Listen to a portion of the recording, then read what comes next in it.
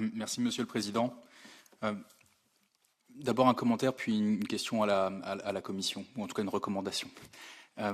Le premier commentaire, c'est qu'à nouveau, nous avons un débat sur l'acier, comme nous l'avons eu en novembre, et à nouveau, il n'y a eu à aucun moment un membre du groupe PFE dans la salle. À nouveau, comme en novembre, aucun membre du PFE n'est venu ni écouter, ni défendre leur opinion, et moi ça m'inquiète que le troisième groupe du Parlement européen, qui par ailleurs se dit défenseur des travailleurs de l'acier, ne daigne pas envoyer un de leurs 24 membres, ne serait-ce que venir 5 minutes élaborer leurs propos. La recommandation à la Commission, c'est d'avoir plus de cohésion dans l'expression des commissaires.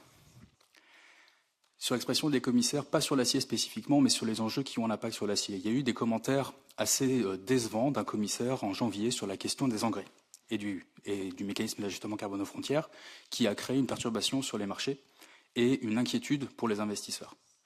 Pour l'instant, à ma connaissance, cette erreur de communication n'a pas eu d'impact sur les investissements sur l'acier, mais il faut, de ce point de vue-là, que la Commission fasse preuve de plus de discipline.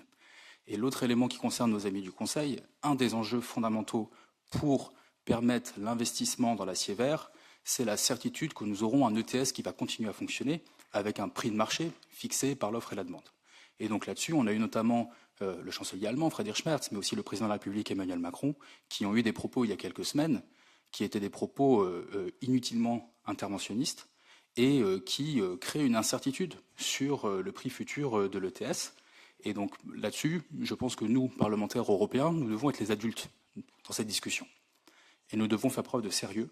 Et le sérieux, c'est d'abord de s'assurer que nous mettons en œuvre tout ce que nous avons adopté, que ce soit sur les mécanismes de défense commerciale, que ce soit sur l'ETS, que ce soit sur le fonds d'innovation, et que nous puissions voir comment aller plus loin. Et ça, c'est tout l'enjeu de la préférence européenne pour l'acier vert et pour l'acier en règle générale dans cette Industrial Accelerator Act que nous attendons avec une grande impatience.